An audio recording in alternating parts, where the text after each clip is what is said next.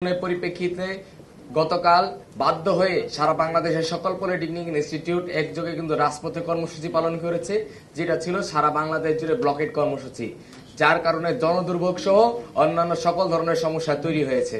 আমাদেরকে আজকে প্রস্তাব দেওয়া হয়েছিল শিক্ষা উপদেষ্টা সহ অন্যান্য সংশ্লিষ্ট সকলের সাথে আমাদের বৈঠক করানো হবে, কিন্তু আজকে আমরা আমাদের কারিগরি মাদ্রাসা বিভাগে এসে যখন উপস্থিত হই তখন আমরা দেখতেছি শিক্ষা উপদেষ্টা আমাদের মাঝে উপস্থিত হন নাই এবং সচিব মহোদয় যেহেতু রংপুরে ছিলেন সেই ক্ষেত্রে তিনি উপস্থিত হতে পারেন নাই।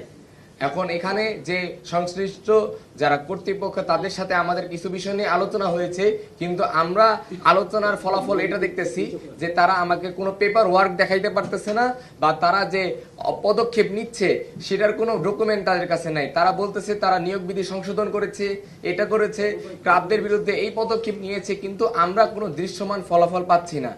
তাদের সকল কিছুতেই তারা আলোচনার সময় লাগবে, সময় ক্ষেপণ করার প্রস্তুতি আসতেছে। তাই সেই ক্ষেত্রে আজকের বৈঠকে আমরা কারিগরি ছাত্র আন্দোলন বাংলাদেশ কোনোভাবেই সন্তুষ্ট নই। আমাদেরকে এভাবে ডেকে তারা কোনো সমাধান প্রদান করতে পারে নাই। তার পরিপ্রেক্ষিতে সারা বাংলাদেশের সকল পলিটেকনিক ইনস্টিটিউট সম্মিলিতভাবে এবং কারিগরি ছাত্র আন্দোলন একত্রিতভাবে সিদ্ধান্তক্রমে কঠোর থেকে কঠোর কর্মসূচির দিকে যাবে এবং কঠোর থেকে কঠোর কর্মসূচি খুব দ্রুত আপনাদেরকে জানিয়ে দেওয়া হবে।